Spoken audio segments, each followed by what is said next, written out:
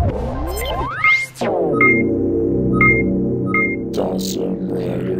YouTube, it's Dawson Rider here with a review of the Green Ranger from Powerful Rangers. This is so exciting. This was the first in the franchise of Powerful Rangers, unless it started with Wild Force. I don't remember the bit, but this is very, very exciting. This is the American release, Merca. And so this is very exciting. They did have a dumb Japanese release of that stupid knockoff show Super Sentai that copies our Powerful Rangers with this Dragon Ranger crap. Who the hell's that? This is the Powerful Green Ranger. I mean, come on. Anyway, I felt like doing that bit. So, unless you're completely confused, because I'm actually going to title this as Green Powerful Ranger for like a day, this is a review for S.H.Figuarts Dragon Ranger from Kyoryu Sentai Zyuranger.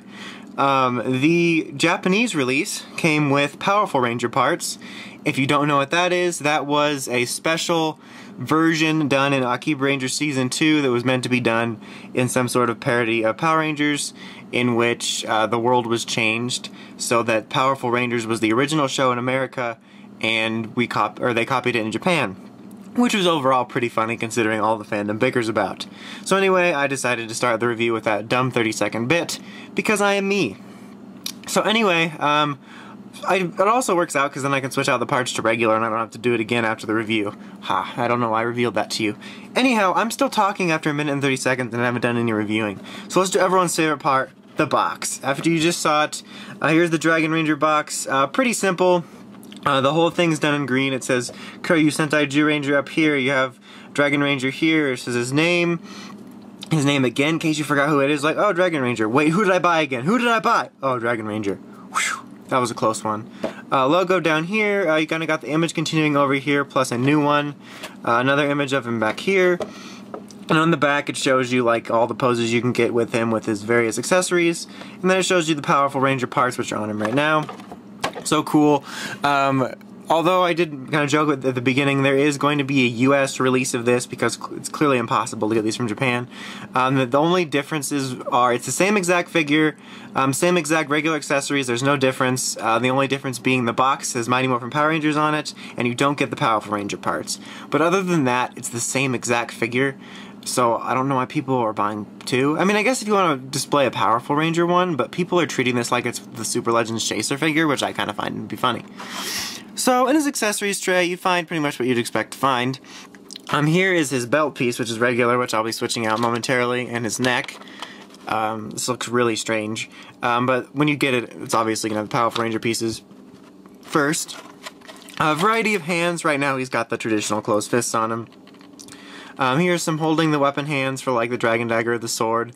Just some sort of general relaxed hands. Some more holding weapon hands depending on which weapon you want to be holding. These relaxed sort of hands can also be used, like you can tell this one here is used for the Dragon Dagger. I'm going to use the American names because I hate Zyuranger more.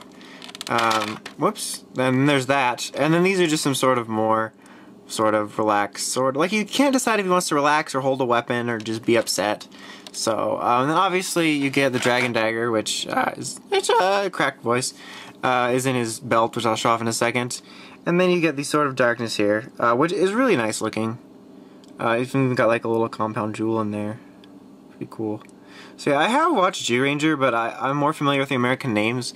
And even though I really don't care for MMPR, I really don't like Zyuranger. If you follow anything that I do, you know I don't like that show. So sorry, even though I bought the Japanese version, I'm going to be like, oh, this is Tommy's leg or whatever, because Barai was an idiot. Anyway, so and then here we have the Dragon Dagger. Very, very nice looking. Cool. So before we do our typical, like, look at his helmet and details and articulation, I'll show you how to switch everything out. It's very simple. You pop his head off first, and then you're going to want to pop his neck out. It takes a little bit of maneuvering because of his chest armor, so you can't get that good of a grip, and I want to try to be careful. There we go. But it does actually come off easier than usual when if you whatever reason you pop a Figuarts head or neck off or whatever. But I don't know if they designed it that way or if it's just luck. I don't know. So then just pop his regular neck back in. So weird. And then you just put the helmet back on. And you're all normal again that way. Here is a little more, I guess, complicated because you have to sort of separate his body, which is kind of annoying. I always hate that. And then you're gonna have to take off his holster here, and be a little careful because this is a soft plastic. There's probably a slight danger of it ripping. Here's just the piece itself. You got the dino buckler on there, and then just some sort of like American flag pieces on there, if you couldn't see it close up. And then here's his neck piece, just with like a neck strip around it. So cool. So then just place his regular belt back around him. This might take a second. And gotta line. Damn it, stupid belt. Go in your home. And there goes his head. This is turning out terrific. At least I didn't break the figure. Famous last words before figure is broken. But it's not Ashiko, so it's like I care about it. Okay, I think we got it lined up. Oh, his leg came off too. He's not a flimsy figure, I swear. I was just being too rough. Anyhow, let me get his head back on. Oh, his little, that's what happened. His little neck joint popped out, so he wasn't fully on there. There we go. Then we hear the popping noise. Now, see, that's how you switch it out. Very easy and simple. Even easy if you're not me. And then, of course, you put his belt back on. Or his holster back on. So, there we go. Cool. So now he looks normal, right? Okay, so first let's take a look at the head sculpt. Overall, pretty good looking, right? I think it looks good. Nice and shiny. They got all the details fairly right. Except what? There's no silver stripe. God dang it, this is ridiculous. Take this back immediately. It's supposed to have the silver stripe. Honestly, I kind of want to get one to paint it on there just to make people upset. But anyhow, overall, the helmet looks good.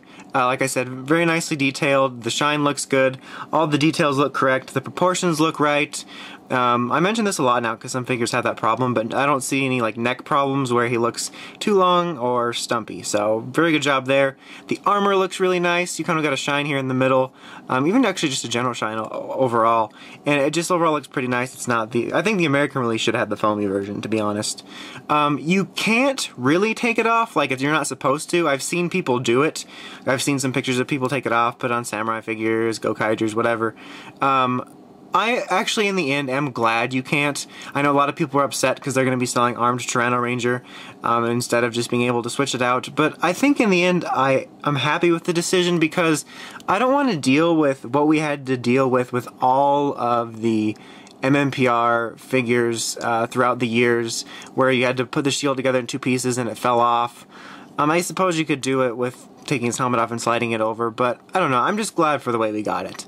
So anyhow, very nicely detailed there. You got his gold cuffs, his gloves. There's no real paint splotches or anything. His belt here, which is once again inaccurate because Megaforce showed us that he uses a silver more for now. But anyway, it's nicely detailed. Not much else to him. You just got his green legs and boots and whatnot. Here's the back. You can see this part extending. So yeah, and the color looks to be pretty nice on it. I mean, I don't look at it and say that's the wrong green. So overall, very nice looking. Articulation wise, as usual, solid articulation, nice 360 ball joint here, swiveling here at the arm, double elbow joint, swiveling here at the fist on a nice ball joint, 360 leg articulation, swiveling, double knee joint, nice swiveling here on the foot is kind of a hinge ball joint, and then you got your toe joint action here, and then if you couldn't tell, there's articulation at the waist and chest. And then, of course, his head, 360 all-around movement, and on his neck, you just saw me sort of deconstruct that.